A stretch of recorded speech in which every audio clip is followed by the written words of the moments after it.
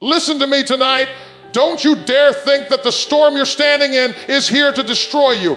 Don't you dare believe that the fire you're walking through is here to burn you out. No, no, no. God didn't bring you into that difficulty to kill you. He brought you into it to grow you. Somebody in this room has been crying, Lord, why me? Why now? Why this? But I came to tell you, it's not punishment, it's preparation. You see, diamonds don't shine without pressure, gold isn't purified without fire, and muscles don't grow without resistance. So if you feel the weight, if you feel the heat, if you feel the pressure, don't panic. That's the sign that God is stretching you, shaping you, and preparing you for something greater than where you are right now. Can I preach this to somebody tonight? Your pain is not wasted. Your tears are watering the soil of your destiny. And the very thing you thought would break you is the thing God is going to use to bless you. If you believe that, somebody shout G-R-O-T-H. You see, family, there's a reason why God allows you to go through seasons where it feels like the weight of the world is sitting on your shoulders. There's a reason why sometimes life presses you so hard that you can barely catch your breath. It's not because he's forgotten about you, and it's not because he's trying to crush you. It's because pressure produces purpose. Oh, somebody needs to hear that tonight. The very thing you thought was going to destroy you is actually the thing God is using to shape you, to mold you, and to push you into the destiny that he has already prepared for your life. Think about it. Nothing of value comes without pressure. Diamonds are made in the dark, hidden places of the earth, under heat and under pressure.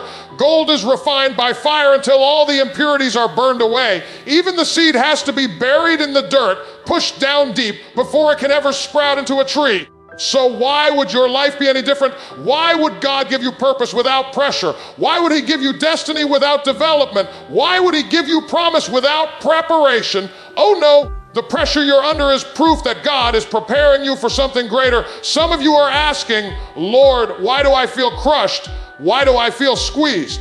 And the Lord is saying, I'm not crushing you to kill you.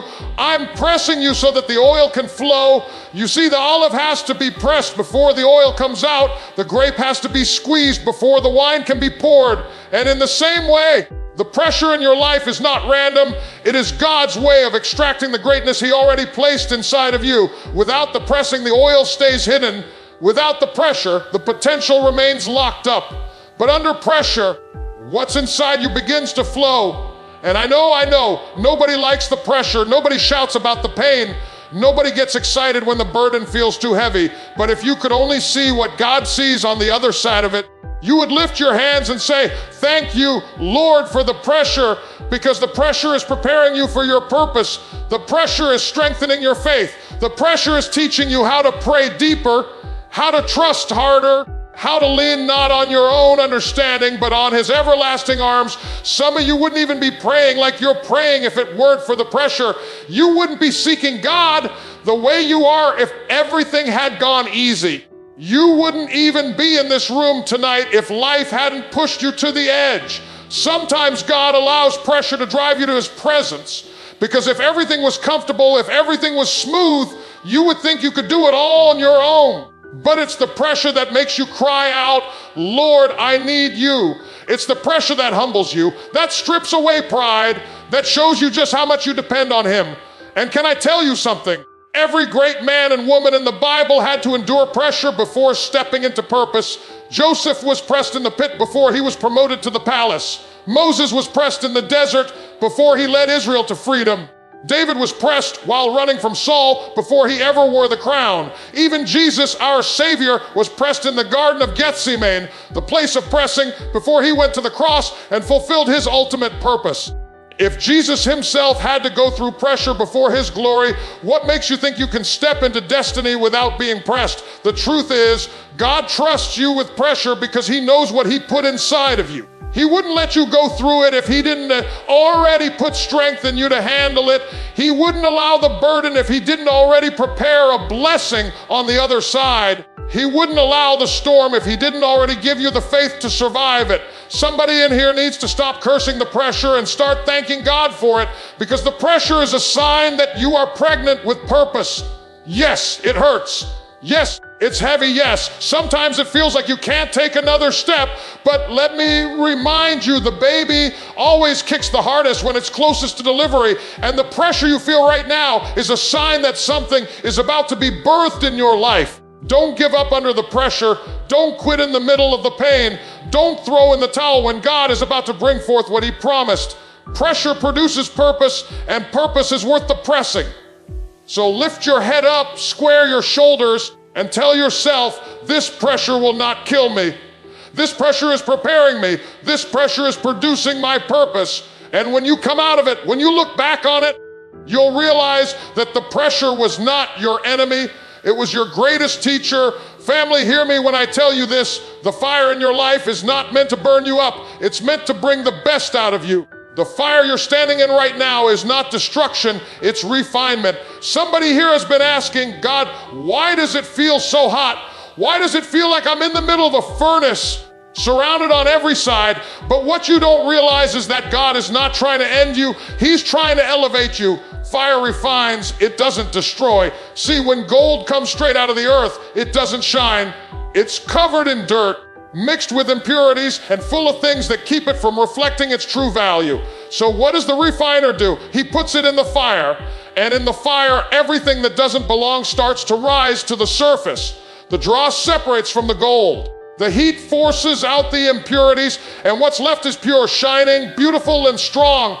But without the fire, the gold stays dirty. Without the fire, the value stays hidden. Without the fire, nobody sees the treasure that was there all along.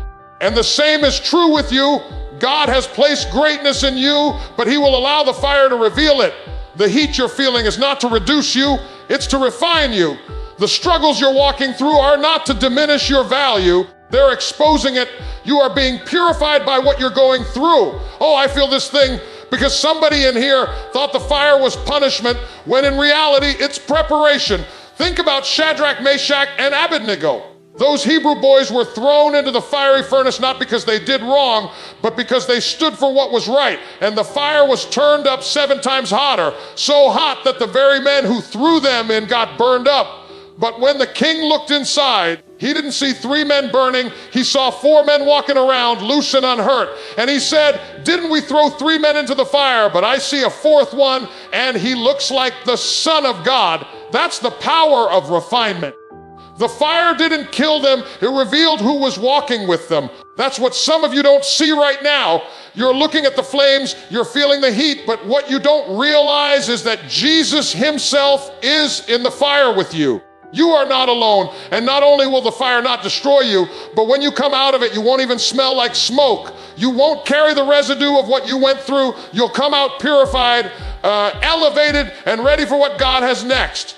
You see, sometimes the only way God can remove the things that don't belong in your life is by turning up the heat. There are attitudes, there are relationships, there are mindsets, there are habits that can only be burned off in the fire. And yes, it's uncomfortable. Yes, it hurts to let go of what you thought you needed. But once the fire has done its work, you'll thank God that He didn't leave you in your old condition. Let me tell you something, God is not trying to destroy you. He's trying to purify you. The fire strips away the fake so that the real you can stand up. The fire burns away the weakness so the strength He put in you can shine. The fire takes away everything temporary so only the eternal can remain. So instead of saying, Lord, get me out of this fire, you ought to start saying, Lord, refine me in this fire. Take out what doesn't belong. Burn away what's not of you. Leave me purified so I can step fully into my purpose. Some of you wouldn't even recognize yourself without the fire you've been through. That divorce refined you. That loss purified you. That heartbreak burned away things you didn't even know you were carrying. That betrayal, it hurt, but it revealed who your real friends are and pushed you closer to God. If you look back, you'll see that every fire you went through left you stronger, wiser, and closer to your purpose. Don't curse the fire. Don't despise the season of heat. Because the same God who allows the fire is the same God who controls it. He knows just how long to leave you in. He won't let it destroy you.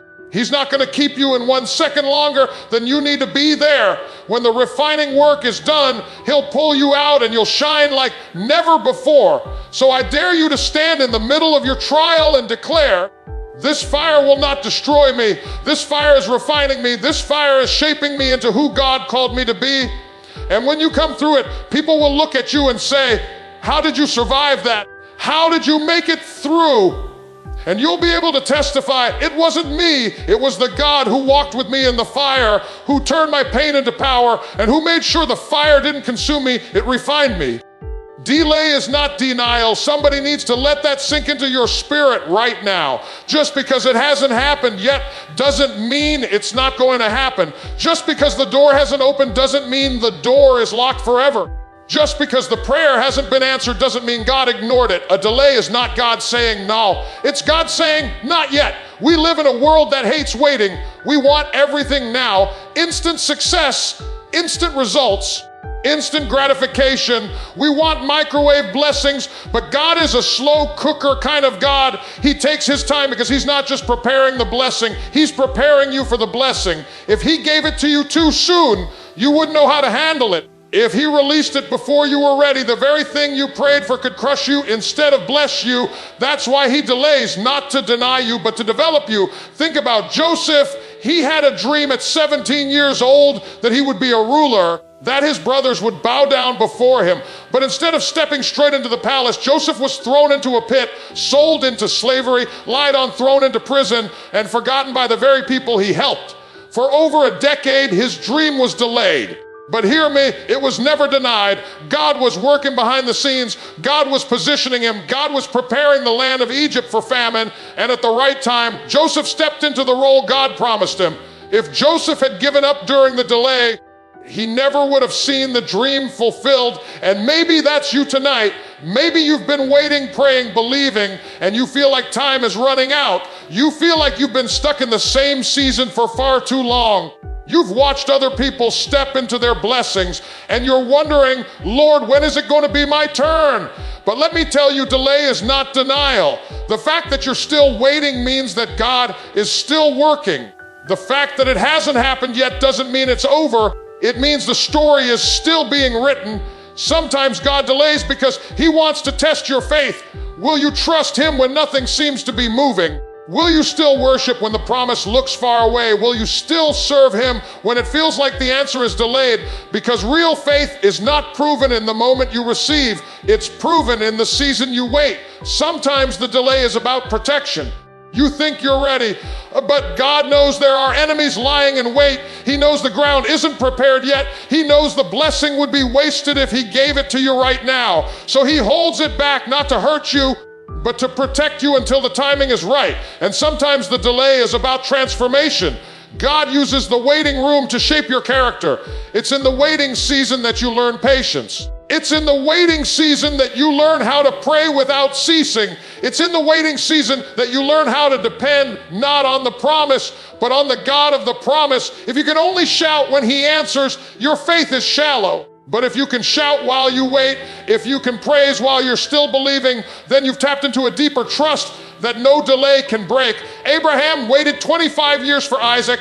David waited years to wear the crown after being an anointed king. Hannah cried for years before God opened her womb. And Jesus himself waited 30 years before stepping into his public ministry. Delay has always been a part of God's process because he knows timing is everything. The right thing at the wrong time can become the wrong thing.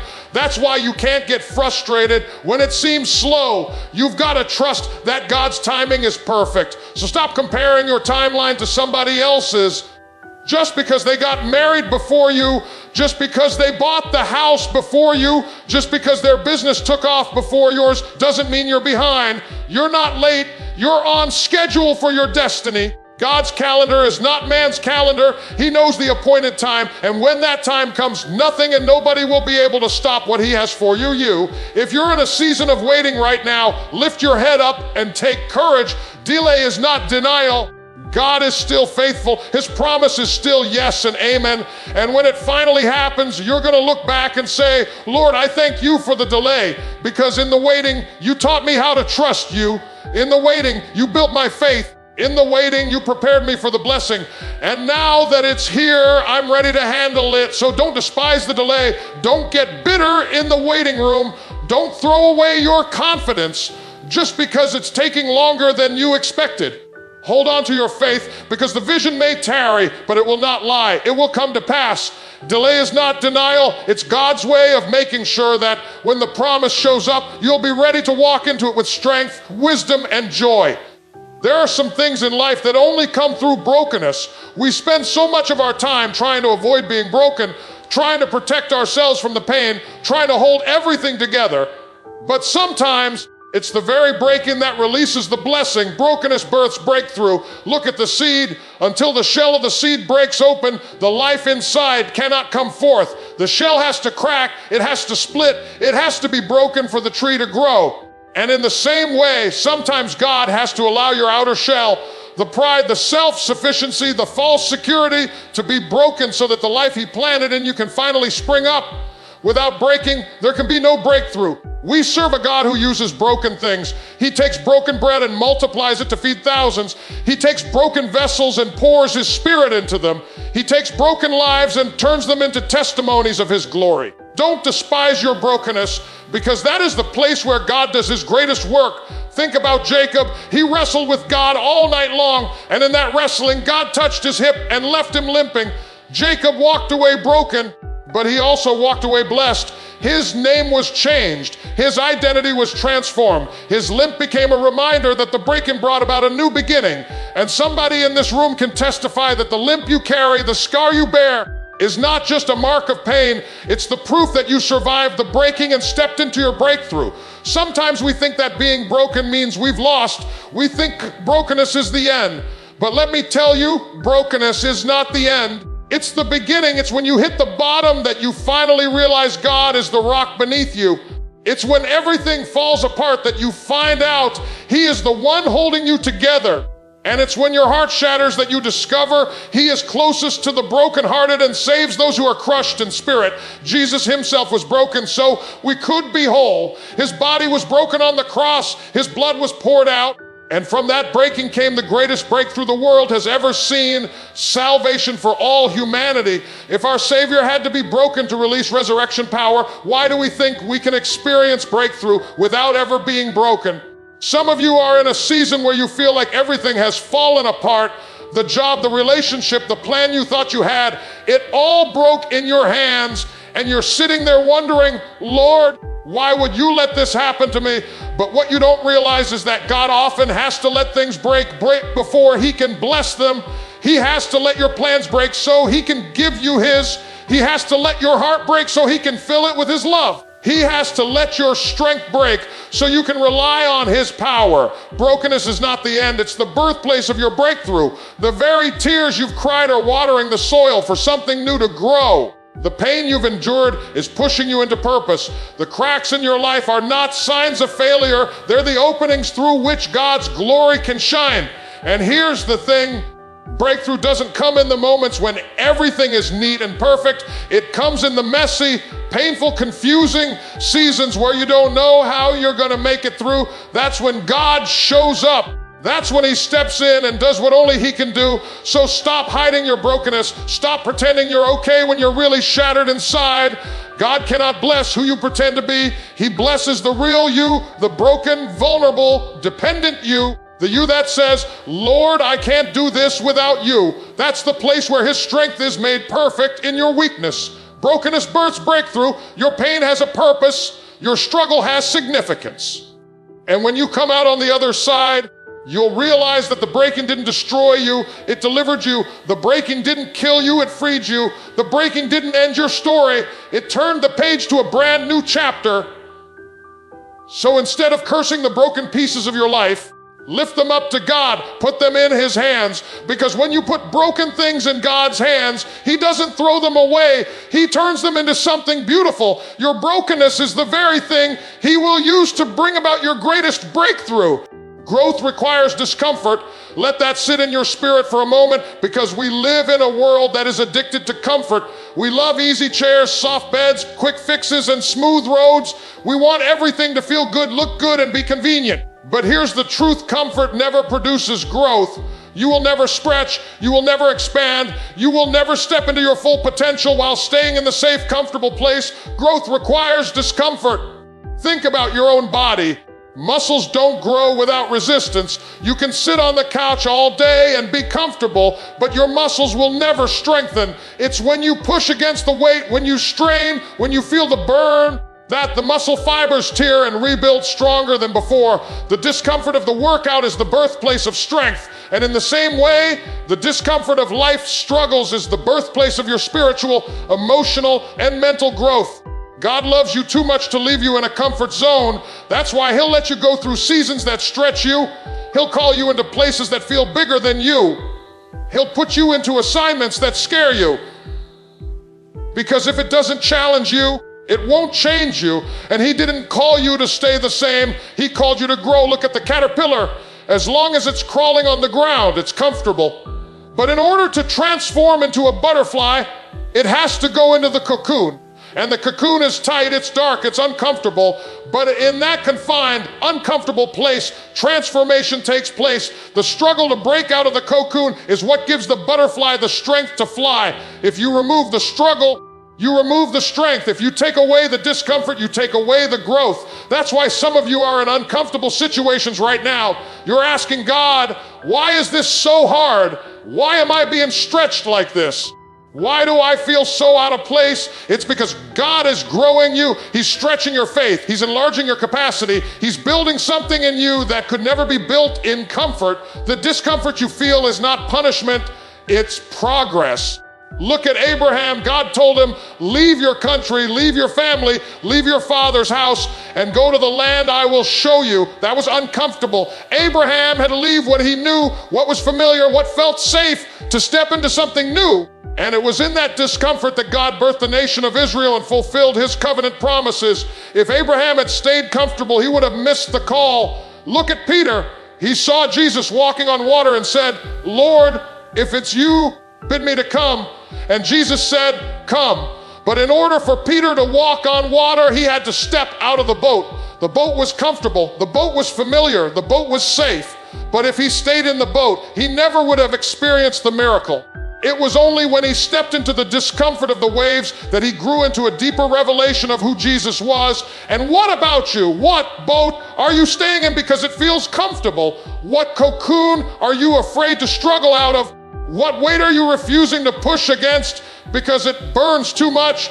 Don't you see that the very discomfort you're trying to avoid is the key to your growth? Some of you wouldn't pray like you do now if you hadn't been in an uncomfortable season. You wouldn't have started the business, written the book, launched the ministry, or taken the risk if you hadn't been pushed out of comfort. Discomfort has a way of forcing you to dig deeper, reach higher, and depend on God more than ever before. So stop cursing the discomfort. Stop asking God to make everything easy. Instead, ask Him to grow you in the midst of it. Ask Him to give you strength to endure, wisdom to learn, and faith to keep moving. Because when you look back, you'll realize that every season of growth in your life was birthed out of a season of discomfort. The pain of stretching is proof that you're expanding. The awkwardness of the transition is proof that you're transforming. The uneasiness of the new assignment is proof that God is pulling you higher. Growth requires discomfort, so don't run from it, embrace it. Don't shrink back, press forward. Because the very thing that feels uncomfortable today is the thing that will make you stronger tomorrow. And when you finally step into the place God has prepared for you, you'll be able to say, Lord, thank you for every uncomfortable season. Because without it, I would have stayed small. Without it, I would have stayed stuck. But through it, I grew into who you called me to be. Family, if you've heard nothing else tonight, hear this. God did not put you in that difficult situation to destroy you. He put you there to grow you. The pressure you feel is not punishment, it's producing your purpose. The fire you're walking through is not there to consume you, it's refining you into pure gold. The delay you're facing is not God's denial, it's His preparation, making sure you're ready for what's ahead. The brokenness you've endured is not the end of your story, it's the very place where breakthrough is being birthed. And the discomfort you're feeling is proof that you're growing, stretching, and stepping into the next level of your destiny. So don't despise the season you're in. Don't curse the wait. Don't fear the fire. Don't grow weary in the waiting. Don't run from the breaking, and don't hide from the discomfort. Because in every single one of these things, God is at work. He is shaping you, molding you, maturing you, and preparing you for the promise He has spoken over your life. I came to tell somebody tonight, your pain has a purpose, your struggle has significance, and your fight is not in vain. What you thought was going to take you out is going to lift you up. What the enemy meant for evil, God is turning for good. And when you come out of this, you're not just coming out, you're coming out stronger, wiser, purer, and more anointed than you've ever been before. So hold on, child of God. Don't quit in the middle of the trial. Don't give up in the heat of the fire. Don't lose faith in the delay. Don't despise the breaking. Don't resist the stretching, because your breakthrough is on the other side of your difficulty. Your destiny is waiting beyond your discomfort, and your growth is being birthed in this very season. Lift your hands, lift your voice, and declare it over your life. This situation will not kill me, it will grow me. This fire will not destroy me, it will refine me. This delay will not deny me, it will prepare me. This brokenness will not end me, it will birth my breakthrough. And this discomfort will not stop me, it will stretch me into my destiny. If you believe it, shout right now, I'm growing through this.